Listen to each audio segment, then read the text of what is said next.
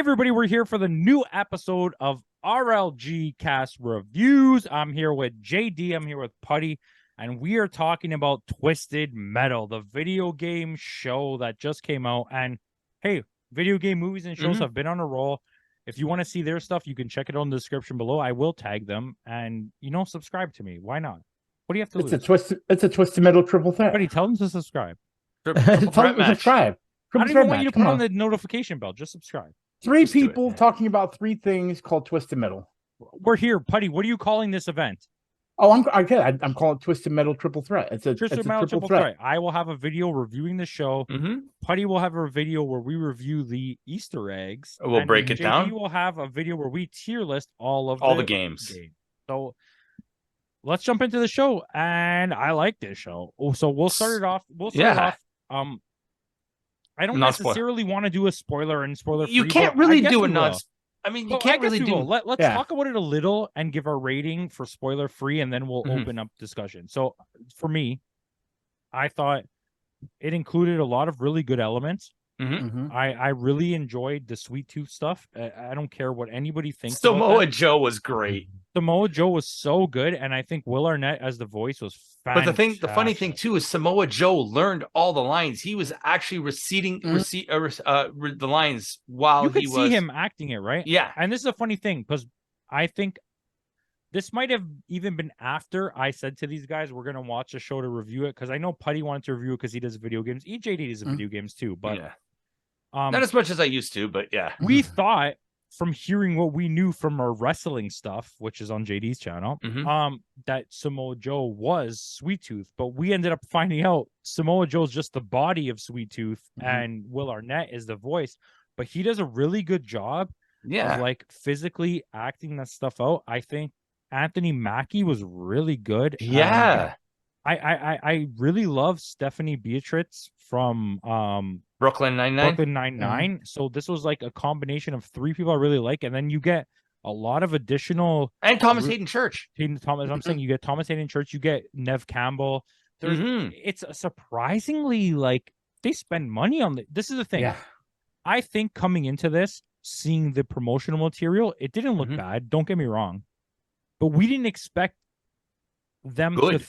We didn't, not even just good. We didn't expect them to throw this level of money that they did at this show. And detail, right? Like, I love that this is me, okay? And I'll let you guys talk.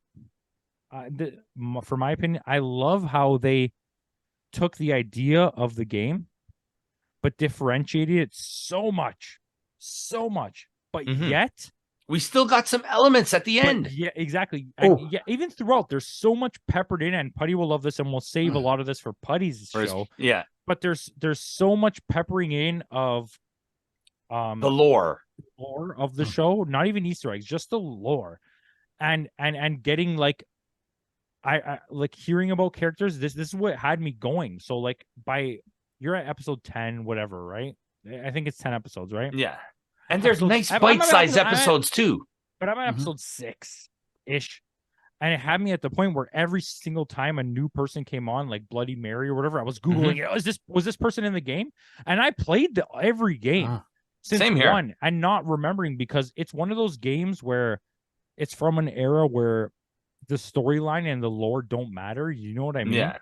It's not from like the GTA era where it's like, oh, you remember all these little things. It's from a time when it's like a sports game kind of, right? Let's just put it this way. The first Twisted Metal game was a PS1 launch title. That's how long ago this was. We're talking like, was it 97, 98? Like, but I did not at launch. But I'll tell that story. Well, the last new game we got was in 2012, so that tells you how long ago we did. That was back, I think, PS3. PS3 was the last Twisted Metal.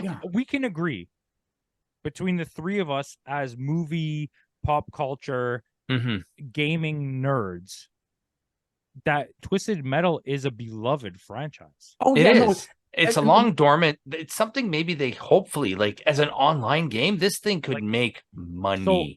For the younger audience, which I'm sure we have, and Putty can vouch more to this because he has a lot of you guys when he streams can help me out with this, saying this, but like the first three, and there's better ones later, but like the first three Twisted Metals, like for me, were like groundbreaking. Yeah. It was like this whole thing, like pulling me in. When same here too. Like I like this was taking that game Carmageddon and taking it to a whole different level. It was like if you took Carmageddon and Rollerball and put it into one thing.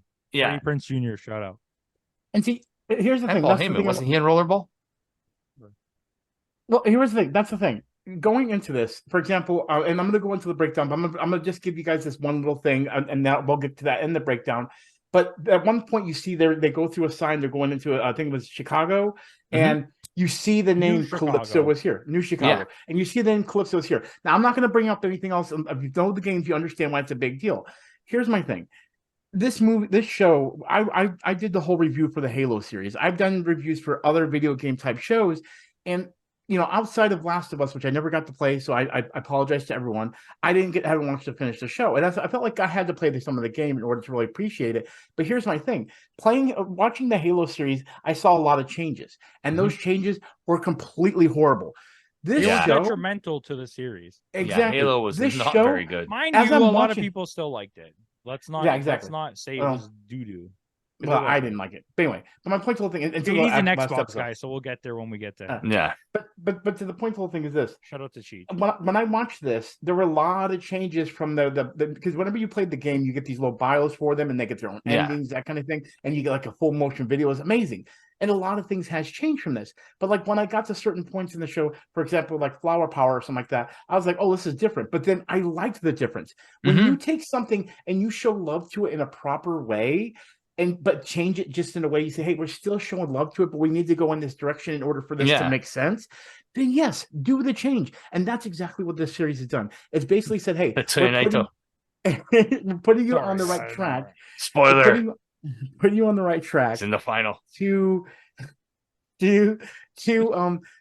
what exactly the fans wanted. Yeah. And that's what we end up getting. And I'm not going to spoil anything. Part, but it's let JD go. It's the same thing. Like it had elements of movies that I love too. Like it had like the survival horror type to it. It had this road trip type feel to it. It had elements of the Cannonball Run. Can I ruin this for everybody and tell them your message you sent me?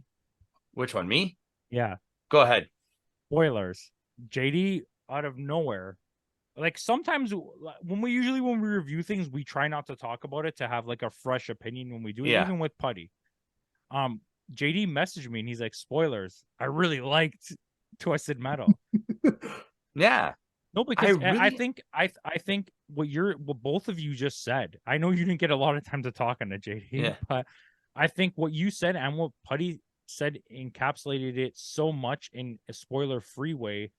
Like, it didn't play to the characteristics of what we know of the series, but it had enough hat tips to the good points to get where you needed to go, because to the point where the opening scene, the game falls on top of his car. Because when you go in there too. We'll save that for his Easter eggs. But when you think about the creation of the show and me watching it as a guy who played, I think I played every Twisted. I played all of them actually, but I didn't really get into the last one. I don't know what it was. It was Twisted Metal, just the reboot in 2013, the PS3 one, or was it Head On the PSP? No. Hold on. Wait, let me say Head On is the black. We'll go into that later. Yeah. Hold on. Let me get them all. I think that it took the game and it was like, it's kind of like Sonic, right? And Sonic, I think, maybe was a little more faithful to the source material, but Sonic was like, I'm going to take this thing you love, but I'm going to bring it over here. And it did it good. Yeah. And this game where like Super Mario, like, don't get me wrong, Super Mario Bros, we all had a lot of fun with it, but like critically, we might look down on it, right? And that's the difference. And I think people need to understand that. There's think the thing too. Sorry to interrupt, but the thing is, in the game, once you finish the story, you can put whichever isn't a story. No, but like when you finish, but you can put whatever character you like into what. So you can have Dollface driving Sweet Tooth's truck. You know what I mean? Absolutely. You can, and I think maybe that's why the show worked, is because of the fact that you have characters, you have vehicles that and they're interchanged. And I think this is the difference, right? Where and take my opinion how you want it. Sonic took an idea and applied it to our world, and it worked. And don't get me wrong, I think the first movie is better than the second movie. Doesn't matter. Super Mario Bros. It applied the idea of what fans love to what we would want in a movie, but it just didn't translate properly because they were so intent on giving us lore and appeasing to the younger audience, even though it was still like a play on the older audience to get fully all the way. The reason Sonic works is because Sonic has a play on you and me, and it applies it to the real world without having this split factor, right? Yeah. There's like there's Sonic and our love and a play, and in the middle it's for the younger audience, right? Where for me, Super Mario was like, this is for the younger audience, but everything in the movie is a play to the older audience, even though you're giving us a movie for the younger audience. Where Twisted Metal was like, you know, this game you have that you love, it has no story. No, so we're it just doesn't. Gonna tell you a fucking story and give you all this lore. And but that's what I had. I think that's what works. It works so No, well. Actually, that go Putty. Well, no, I want to jump in there and say that works so well, but there's something you guys are missing. Twisted Metal was an adult game. You got to remember, we had all these things where we had like it was no, but listen, we had Mortal Kombat, and we wanted to have the perfect Mortal Kombat movie. Twisted Metal was Gran Turismo of Mortal Kombat. But that's what I'm saying. That's what was made for the adult audience. So the people that were either teenagers, kids, everyone that grew up playing this game, every one of them are adults now. Every one of them are adults now. So that makes this movie, the show, a peak moment because you had the comedy, you had the action, you had the. It was never violence. made for kids, so it has this elevated level. I agree with you. And they said, okay, we understand our audience. Let's make it for that audience, and that's what they did. They put the comedy in it, they put the action, they put the violence, and they put the Jason Mantzoukas as the preacher. Okay, wait. And like, I'm sorry to like drag this on and go back to this, but like, my whole point going back to what I was saying is Sonic understood the audience it was making a movie for, where Mario didn't. Do you know what I mean? Yeah, I get it. Twisted Metal is the perfect in between of the lore of what the Mario movie gave us and the adultness of what Sonic gave us, because Sonic understands I'm making a movie for kids, but I know my audience is adults. Mario was like, I'm making a movie for kids and my audience is adults, but I'm somewhere. I don't know. Mario tried to throw in too many member berries. Yes. Okay. Hold on. Let me finish, Putty. Shut up. You're good. Twisted Metal just has this perfect in between where it hits the lore, it hits the Easter eggs, which we'll get to in Putty's video, which I'll link to below. But it also plays to the audience that it knows that used to play the games.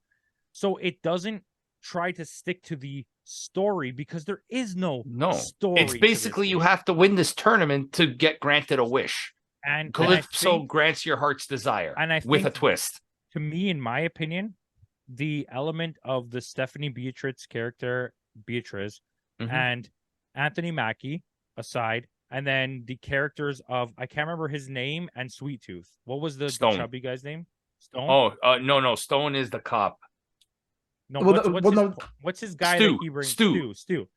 And there's like these two elements, right? And they play really well together because it's sadistic, but he's playful.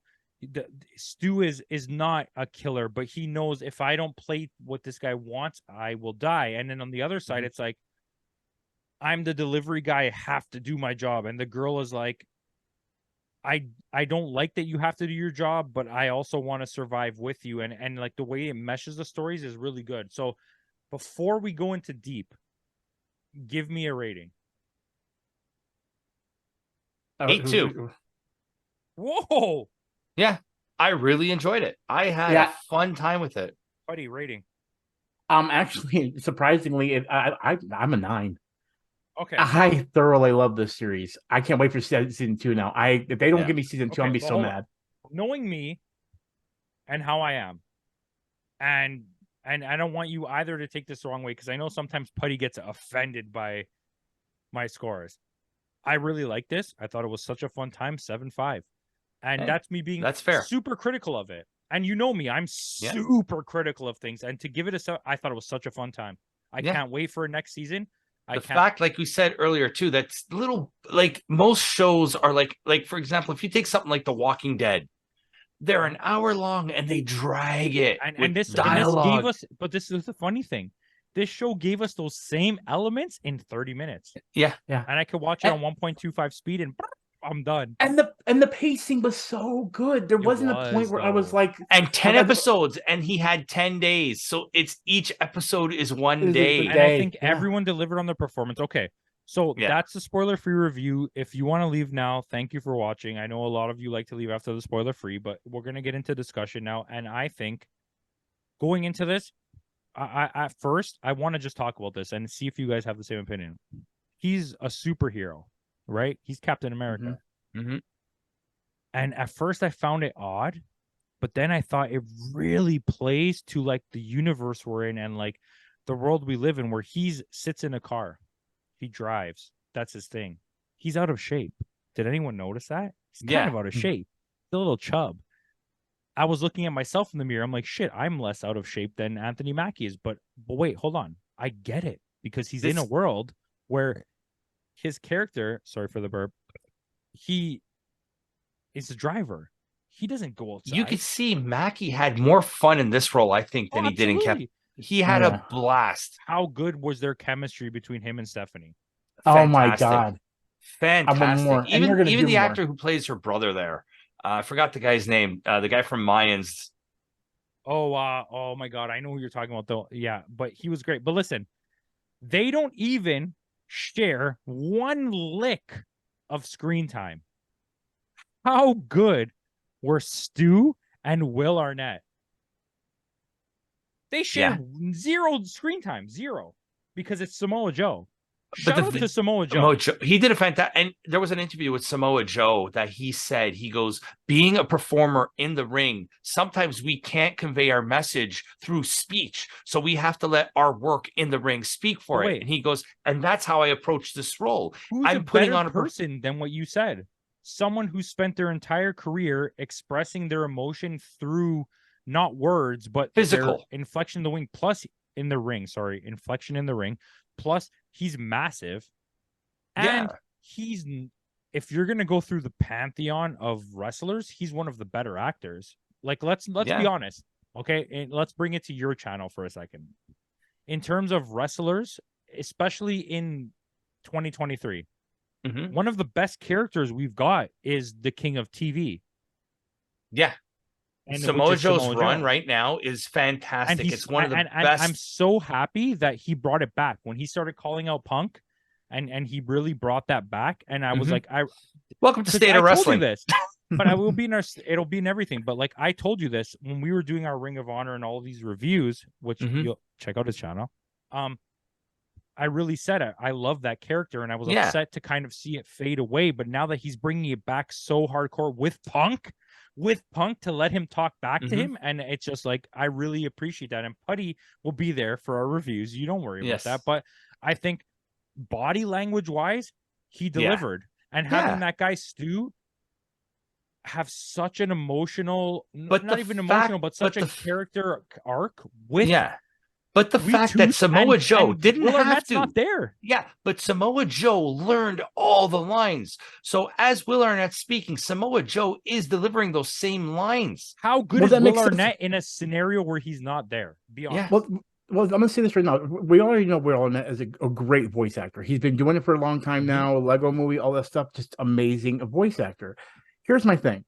With Samoa Joe, the reason I love this is because he does have Vernon in the Ninja Turtles movie. Great throw out there. Oh, by the way, we're doing wrestling again because we had over there with Kevin Nash. Anyway, my point is, Samoa Joe, he has the body type, but what I appreciate about him, like you said with the thing, I think he had to do the lines, and the reason I say that is because I feel like if he pantomimed it, it wouldn't feel as right. He had to be in that character. No, I agree. I feel like you have to agree with me. And you're not wrong. I don't mean to cut you off and say you're wrong. he was totally saying the lines. Yeah. But when you watch it and you see the way he's pantomiming in his physical moves, it matches so well. With that's that scene in the casino where they're singing the thong song together. How the fuck? Listen to me, swearing. How the fuck did he pantomime that shit while Will Arnett was doing the voice and blend so well with everybody, with Stephanie, with Anthony Mackie, with everybody? It's like, you know what? At some point, somebody backstage, the director or somebody was like, "Wow, Joe, you're fantastic." Well, I want to take it over. It's little things like that I want to talk about, and this is the reason why I was talking about in this part with the spoiler thing without doing the breakdown. Is this Samoa Joe? He had to have gone and looked at this character and really gave it some time, because think about all the things that happen in like the games and everything. When you hear him like cackling and making jokes, and people like, "I'm coming for you," little things like that. It seemed like both him, Will, and Arnett were like in some kind of perfect scene. How were they where they so were like in sync? they both watched it. Like, I feel like they both sat there and said, "We're gonna play video games together for hours and just play with Sweet Tooth together and just learn this character." And I be feel honest? Like that happened. Can I be super honest about this? Of all the acting in the show, which is, I think there's a lot of really good stuff, right? Yeah. We just talked about this. Whatever Samoa Joe and Will Arnett did together, if they're not best friends at this point in real life, is crazy to me, because their synergy and they've never met on some next level. And this is like, I give this a 7.5. I'm not saying this is like an all-time amazing show, but I had a great time.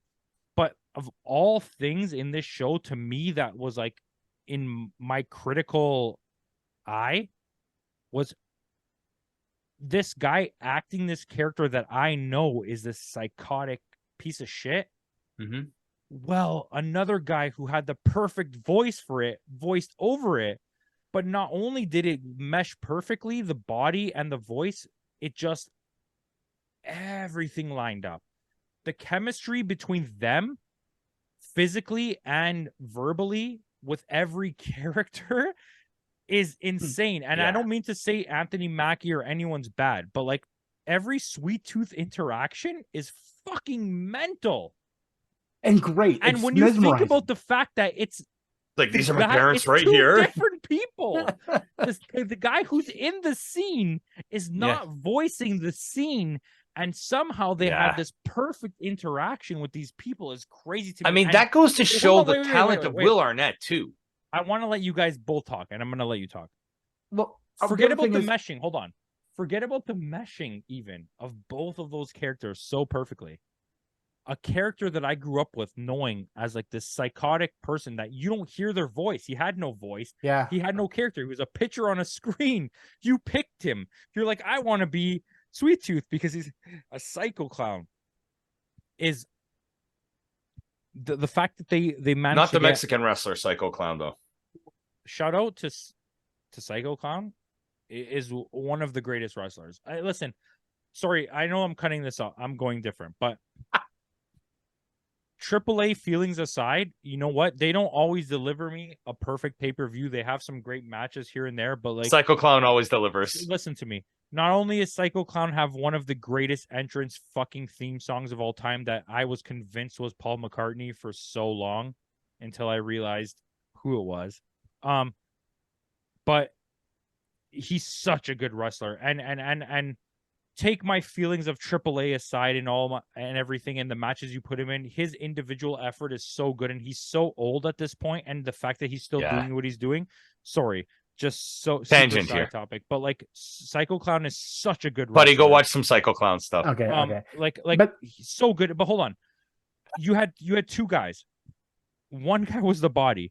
One guy was the voice. Not only did you mesh them together, but somehow you managed to take my childhood feeling of this character that had no voice, had no character, had nothing except a biography on a screen, and make it real.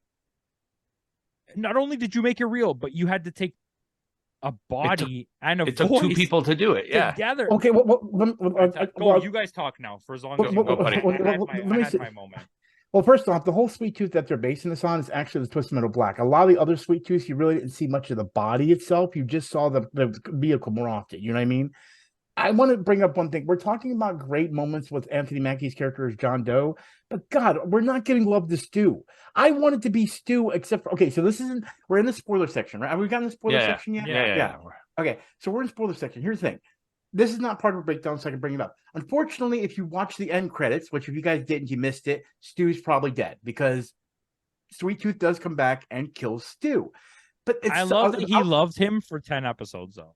That's my whole point, though. That's what I want to say. Before that killing, I wanted to be Stu. Do you know how much I wanted to be Stu just to be there with Sweet Tooth? That's how much this menacing character that is tortured by a past life at a TV show is now. I'm sitting here going, dude, I like you. That's fucking weird to say. I'm sorry. I know I said I would shut up, but can I come in on that? Yeah, go ahead. I think an element that really adds to Stu and his growth with Sweet Tooth is that him with what's the guy that was his friend in the beginning? Mitch or Mike or something like that. I can find it right here. Hold on. Yeah, look it up for me. But his Mike is like his savior in the beginning, right? Because Mike's like, I'm gonna save you from this, and then Mike, when Stu he thinks gets killed, and he really leans into like the cop aspect, the what would you call, what was the show with the zombies that everyone used to watch? Walking Dead. The Walking Dead aspect of it. Stu is doing his own thing with Sweet Tooth. And then I think when they came back together, that moment when he's like, "Oh, it's your pet, it's your dog. You know how I feel about dogs." And I think there was, I think that really added. But it's great too in the arc too, how the tables turn when they first joined the law enforcement guys. Exactly. Mike abandoned Mike him. is the savior of him, and then he's the savior of Mike. And I do really like Mike as a character. I won't lie. I think I wanted more of him. But this is where I want to just say this before I let JD really talk on this, because Putty had a chance and JD because I need to talk about the music. Okay, but I want you to get on this, okay? Oh, yeah, that's going to be my thing too, yeah. Hey, shut up. JD's going to talk next. This is what I want to say.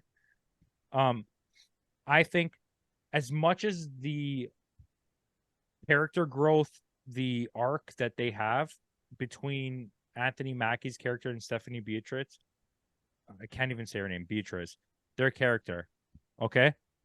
I think the arc, it's we get a lot less screen time, but the arc that we get between Sweet Tooth and Mike and Stu is so much better.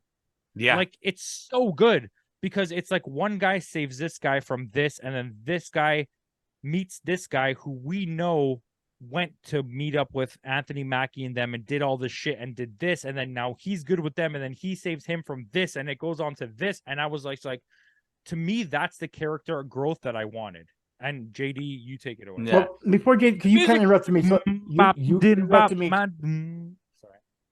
You did interrupt me from talking. I just want to point this out too with the Stu thing before we move on to something else.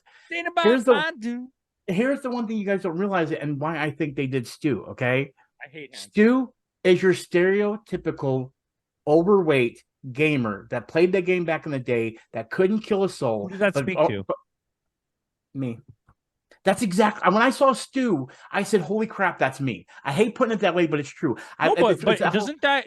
Can I say something? But they're based on characters from the game too. Stu and Mike are the drivers. No, they are. But I'm just saying, as a completely stereotypical movie, right? We get Sonic video game movies. Let's just stick to video game movies only, okay? Stereotypical characters. In terms of the best movies we got, Detective Pikachu, Sonic, Super Mario in terms of lore. Was there anyone that spoke to 380-pound JD? Was there anyone that spoke to Putty before his weight loss? No, there wasn't. But in this game, in this movie, we got that guy. Yeah. He exists. Putty, did that not like resonate with you that like this guy? That's what I'm trying to tell you guys. That's why when you interrupt me, by the way, Putty has lost a lot of weight. I want everyone to just look at him. Congratulate Putty. Give him a kiss. But yeah, my point is this. That was what made me so excited about seeing Stu was it was like when I saw him and he got to be like adopted by Sweet Tooth, me as like the inner kid that played those Twisted Metal games that was like, I wish I could be Sweet Tooth. Now I get to be buddies with Sweet Tooth. I was in Stu's shoes. I was like, I can't wait to. I want to be in his shoes because I now get to be his buddy. Help me learn how to kill. Like it's such a weird thing to say out loud, but like I might, as a critic, throw a lot of the writing and stuff aside. But those are the things that resonate with me. The fact that they were like, this guy. When I saw Stu, I was like, oh, this guy speaks to people. Yeah. When I saw Anthony Mackie, like I said, this is not Captain America Anthony Mackie that's ripped. He looks like me without a shirt on. An average dude, yeah. And it was like, it just spoke to like so many things of that generation. And whereas I'm more like loud, Quiet's brother, loud, brash, aggressive, and like, but I'll be willing to put my life down for anybody, kind of thing, right? I'm loyal to a T. All right, and hold on. But I want to talk. I want to talk about the music. Go ahead. Okay, I want to talk about the music because the use of licensed songs was fantastic. I heard a song in this show that I have not heard in years, and that's "The Distance" by Cake. And it was used to perfection. Oh my god! How did I know you were gonna say that? We're going the distance. I gotta stop you. You know how I've been doing these things on TikTok where I'm doing these dance videos on the treadmill? Guess what? Cake is on my playlist. I'm actually gonna perform it tomorrow on the treadmill. That song when I saw it. Shout out to Putty. No way. You know what? Let's be honest. In my formative years of listening to music in the era when it came out, I hated Cake, but now when I hear Cake, I'm like, I'm going the distance. There's a deeper, but I mean, just the thing too, like this. Remember, this happened. If this is in present day, this happened 20 years ago. So there's no modern music. It doesn't. It happens now. But the thing is, there hasn't been any growth in music because all music cut off in the 90s. When it happened, and I think. And like you're getting Epic by Faith No More. You're getting this is what I want to say about your music. That was another one I played before we cut this video off because we got to go to Putty's video. Okay, but I want to be realistic on what JD's saying. There's a lot of movies, Suicide Squad, for one. You can call out multiple Marvel movies, especially Guardians, okay? Especially, yeah. But they do a good job. Don't get me wrong. But you can call out those movies and being like overly pop culture music. Every second is a song. The difference with this show is, like we just said, it's a guy holding on to his remaining memories because he tells you he has no memories. Yeah. All he has is his music. So hearing those songs, like he doesn't know about Hanson. Remember when she tells him about Hanson? She goes, it's all right, but it grows on you, which is so true. Like I hated that song as a kid, but now it's like the growth of the music in the show speaks to it. It's not just flamboyant nonsense. It's great. And the use of Cypress Hill, like at the beginning. Like, hold on, 7.5, good show. Watch the show. Like, comment, subscribe, and go to their channels to watch the other videos because they're going to be there. Thank you.